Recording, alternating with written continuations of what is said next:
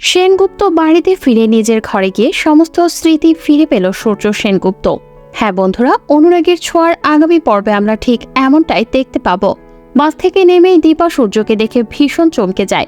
তবে মেন্টাল হসপিটালের দায়িত্বে থাকা লোক সূর্যকে নিয়ে আবারও হাসপাতালে চলে যায়। দীপাও যায় সেখানে এবং মেন্টাল হাসপাতালের লোকজনকে দীপা বলতে থাকে উনি তার সন্তানদের বাবা ডক্টর সূর্য সেনগুপ্ত নামে পরিচয় জানার পর ভীষণ অবাক হয়ে যায়। তখন তারা কিভাবে সূর্যকে পাওয়া গেল, কিভাবে এবার সে অসুস্থ হয়ে হাসপাতালে এসেছিল, সমস্ত কিছুর বর্ণনা দিতে থাকে দীপাকে। তা শুনে দীপা বুঝতে পারে ডাক্তারবাবুর এই অবস্থার পেছনে নিশ্চয়ই কোনো না কোনো রহস্য রয়েছে। আর তার চেয়ে বড় কথা, এই পরিস্থিতিতে ইরা কোথায় তার কোনো খোঁজ নেই। তবে সবার আগে ডাক্তারবাবু পুরনো স্মৃতি ফেরাতে হবে, তারপর জানা যাবে আসল কালপ্রিটকে আর কি বা করলে সূর্যের এমন পরিস্থিতি।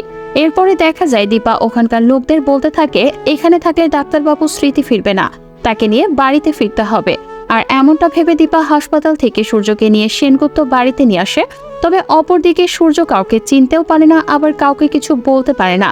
দীপা বুঝতে পারে ডাক্তারবাবুর পুরনো স্মৃতি ফিরতে বেশ সময় লাগবে।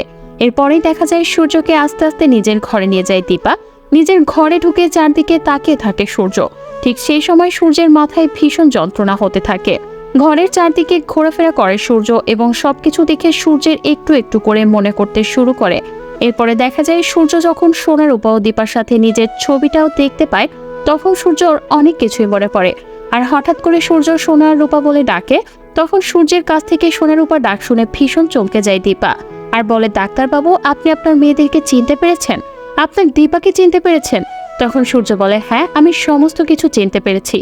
তো বন্ধুরা, ঠিক যদি এমনটি ঘটে যেন সূর্য বাস স্ট্যান্ড থেকে দেখতে পেয়ে সেনগুপ্ত বাড়িতে ফিরে আসে এবং সূর্য নিজের ঘরে গিয়ে সমস্ত কিছু আবারও ফিরে পায়, আর যদি এমনটি ঘটে তাহলে সেটা দেখতে আপনাদের কেমন লাগবে অবশ্যই কমেন্ট করে জানাতে পারেন।